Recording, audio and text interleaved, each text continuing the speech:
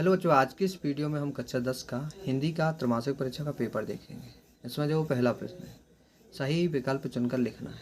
रीतिकाल में कवि निम्न में से कौन नहीं है? रीतिकाल के तो कमलेश्वर।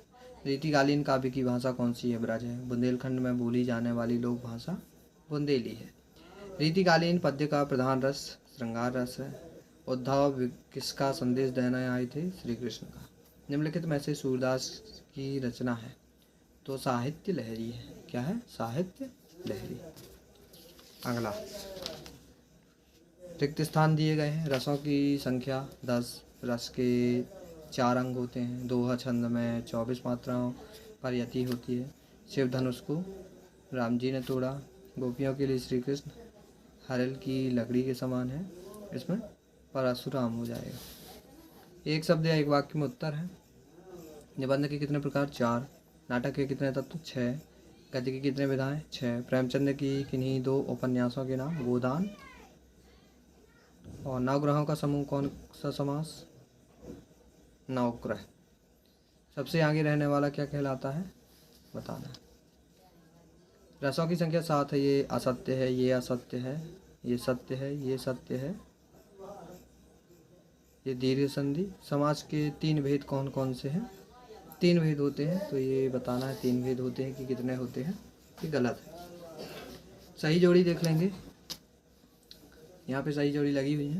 पहले का ये, दूसरे का ये विस्मय स्थाई, तीसरे का शिव पूजन, चौथे का तारकेश्वर, 5वें का महाकाव्य, 6वें का ड्राइंग मास्टर।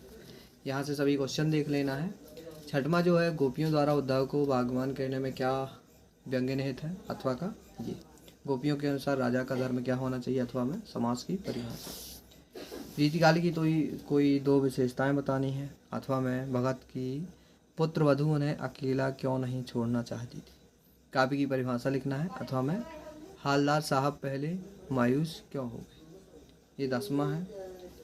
11वां, परशुराम ने लक्ष्मण से क्या कहा? अथवा में आपकी दृष्टि से भगत की कबीर पर अगाध श्रद्धा के क्या कारण रहे। संधि समास में कोई 2 अंतर। अथवा में बच्चे माता पिता के प्रति प्रेम को कैसे अभिव्यक्त करते हैं। भोलानाथ अपने साथियों को देखकर सिसकना क्यों भूल जाते हैं। अथवा में समास विग्रह कर समास का नाम। अथवा का देख लेंगे। गद्य किसे कहते हैं? निबंध किसे कहते हैं? इसमें साहित्यिक परिचय बताना है, सूरदास या तुलसीदास में। और अथवा में रामरच बेनीपुरी जन्म कब और कहाँ हुआ था, ये बताएं। गोपियों ने उद्धव से योग की शिक्षा कैसे लोगों को देने की बात कही है। अथवा का ये दिया गया। ये हमारा 18वां क्वेश्चन, सब प्रसंग व्याख्या करनी है। 2 दिए गए हैं। 19वें में भी सब प्रसंग व्याख्या करनी है। 20वें में रूपरेखा लिखनी है 4 में से किसी एक की। 21 में इन प्रश्नों के उत्तर बताना है। और 22वां और ये 23वां लास्ट क्वेश्चन हम देख लेंगे। 23वें में हमें निबंध लिखना है। जिस पे भी आता हो, 3 निबंध दिए गए हैं, तो तीनों में से किसी एक पे निबंध लिख देना है।